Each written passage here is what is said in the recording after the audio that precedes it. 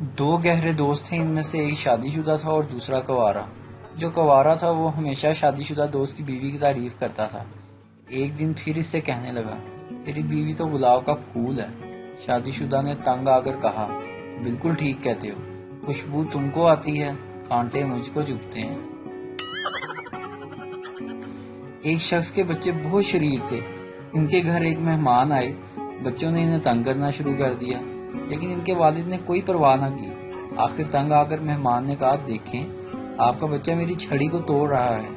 میزبان نے پرسکون لہجے میں کہا، ارے نہیں، وہ میرا بچہ نہیں ہے، میرا بچہ تو وہ ہے جو آپ کی ٹوپی میں پانی بھر رہا ہے۔ ایک فلم انڈسٹری کا آدمی سنسان سڑک کے کنارے گاڑی روکتے ہوئے اپنے قریب بیٹھی ہوئی فلم کی نئی ہیروئن سے کہا، اگر میں تمہیں یہاں تنگ کرنے کی ٹھان لوں تو کیا تم کسی کو مدد کے لیے پکارو گی؟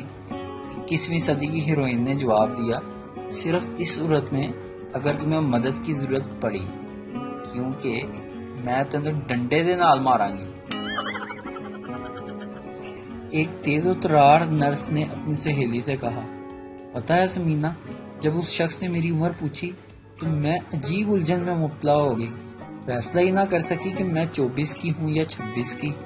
سہیلی نے دلچسپی لیتے ہوئے پوچھا، پھر تم نے کیا کہا؟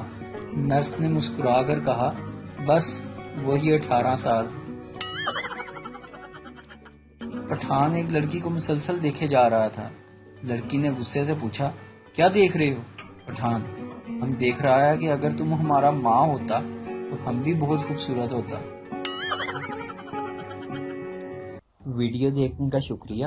لائک کیجیے ہمارا پیج NTV اردو، اور ویڈیو پسند آئے تو ضرور شیئر کیجیے۔